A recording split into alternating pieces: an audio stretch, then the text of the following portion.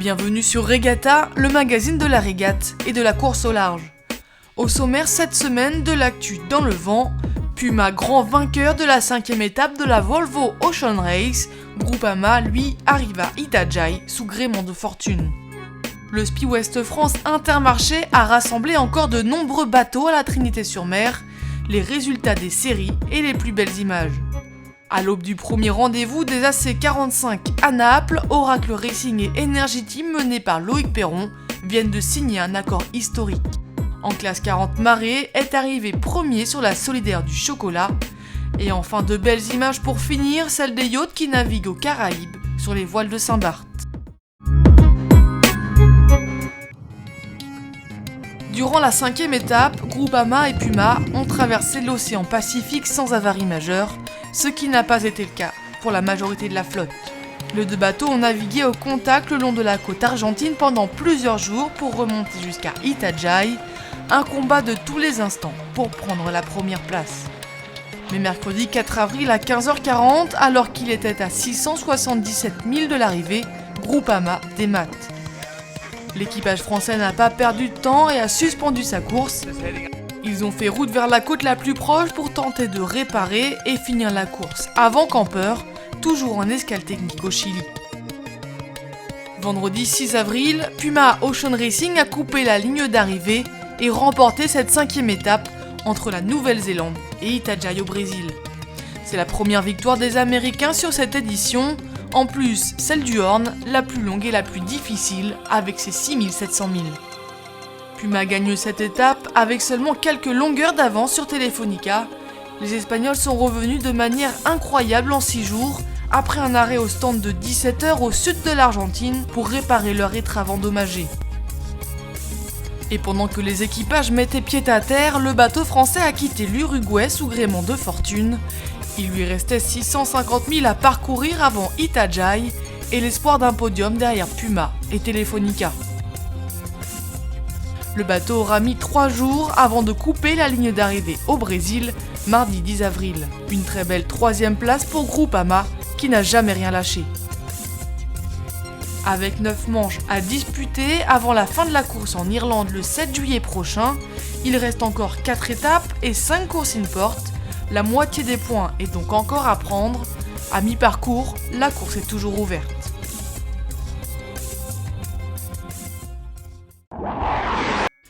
La 34e édition du Spi Ouest France Intermarché a démarré fort cette année dans une brise de sud-est de 25 nœuds.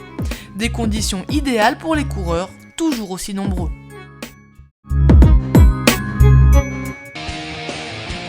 L'édition 2012, c'est 448 équipages, 12 manches pour les petits monotypes, une dizaine pour la majorité des séries engagées et du match jusqu'au dernier bord.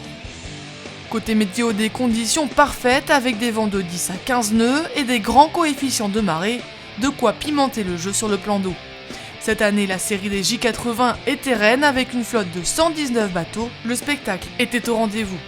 La 35e édition de l'épreuve se déroulera l'an prochain du 29 mars au 1er avril 2013.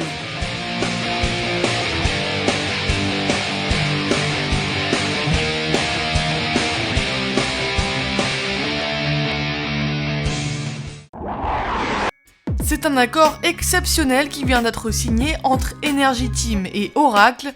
Le challenger français va bénéficier de tous les développements technologiques pour construire son bateau de la coupe, l'AC72. Ils étaient 2 équipages français lancés dans la conquête du plus vieux trophée sportif, la Coupe de l'América. Mais récemment, Aleph a annoncé son retrait de la compétition, faute de moyens financiers. Ne reste donc plus qu'Energy Team mené par les frères Perron, Loïc et Bruno, qui ont eux aussi du mal à trouver le budget nécessaire pour poursuivre la compétition. Alors, pour éviter un nouveau retrait des compétiteurs français qui réduirait encore le nombre de challengers, Oracle vient de signer un accord avec le team français. Energy Team va pouvoir bénéficier de tous les développements architecturaux et technologiques réalisés par Oracle pour la construction de leur AC72.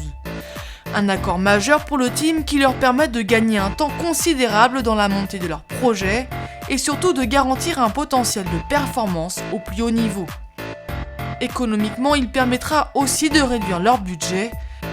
Bref, un vrai tremplin pour les frères Perron qui vont présenter une offre commerciale quasi imbattable de l'ordre de 15 à 16 millions d'euros sur la période 2012-2013.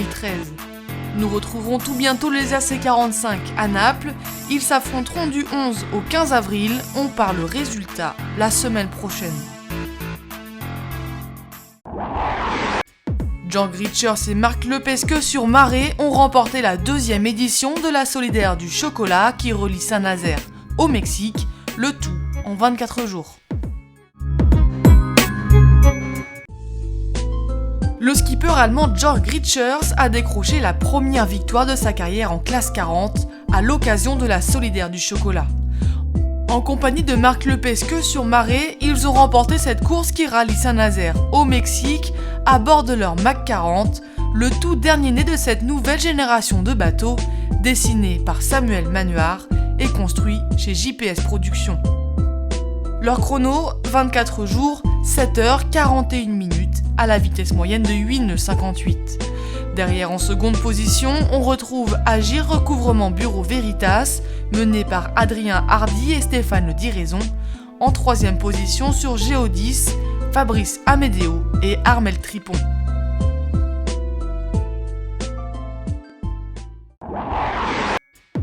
Du 2 au 7 avril avait lieu comme chaque année le rendez-vous des plus beaux bateaux des Caraïbes, les Voiles de Saint-Barth, un spectacle remporté par Rambler 90.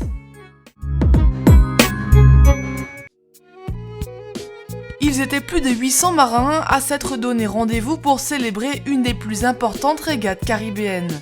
Comme d'habitude, les bateaux ont navigué dans des conditions idéales bien connues de l'île et qui font sa réputation. Son plan d'eau, sa douceur de vivre, la convivialité de ses habitants concentrés dans 24 petits kilomètres carrés font de cet événement une régate à succès. Dévoreurs d'océan, les 10 maxi-yachts ont constitué le groupe phare et le plus spectaculaire de la semaine.